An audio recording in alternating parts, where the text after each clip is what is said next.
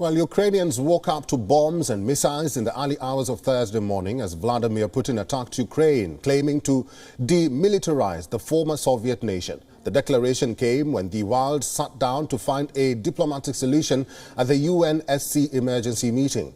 The West has promised that the Russian president will be held accountable for his actions and has started to implement sanctions aimed to cripple the Russian economy. Take a look at this next report.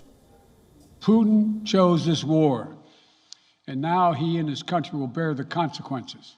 U.S. President Joe Biden unveiled harsh new sanctions against Russia on Thursday after Moscow launched an all-out invasion of Ukraine, imposing measures to impede Russia's ability to do business in the global economy.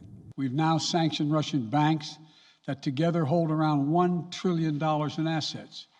We've cut off Russia's largest bank, a bank that holds more than 1/3 of Russia's banking assets by itself, cut it off from the U.S. financial system. And today, we're also blocking 4 more major banks. That means every asset they have in America will be frozen. Biden said the sanctions were designed to have a long-term impact on Russia and to minimize the impact on the United States and its allies. And he said Washington was prepared to do more. This is going to take time, and we have to show resolve so he knows what's coming. And so the people of Russia know what he's brought on them. That's what this is all about. His announcement represented the second major tranche of sanctions against Russia, and Biden warned personally sanctioning Russian President Vladimir Putin was still an option. These powers will enable us. Adding to the latest round of Western penalties, British Prime Minister Boris Johnson unveiled new measures targeting banks, members of Putin's inner circle, and the very wealthy who enjoy high-rolling London lifestyles to, quote, maximize the economic price Putin will pay. Adding Putin will be condemned by history. Now we see him for what he is, a blood-stained aggressor who believes in imperial conquest.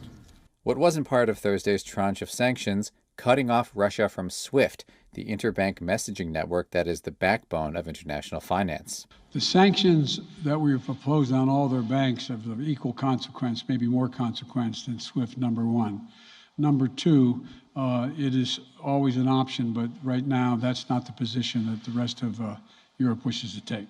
Describing Thursday's onslaught as a dangerous moment for Europe, Biden said he authorized troops that have been placed on standby to deploy to Germany to defend NATO allies, stressing that Putin's actions have made him a pariah on the international stage. Putin's aggression against Ukraine will end up costing Russia dearly, economically and strategically.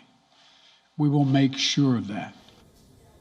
And for a perspective on this situation, listen in to this analysis by Chris Megarian from the Associated Press.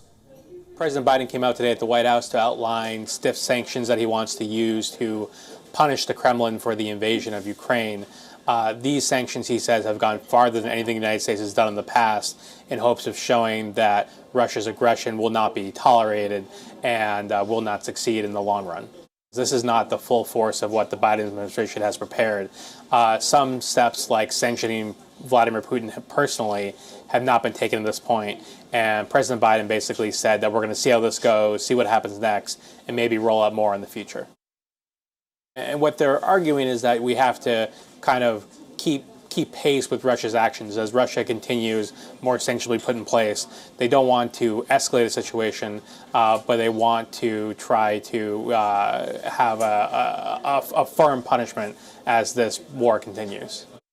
WION is now available in your country. Download the app now and get all the news on the move.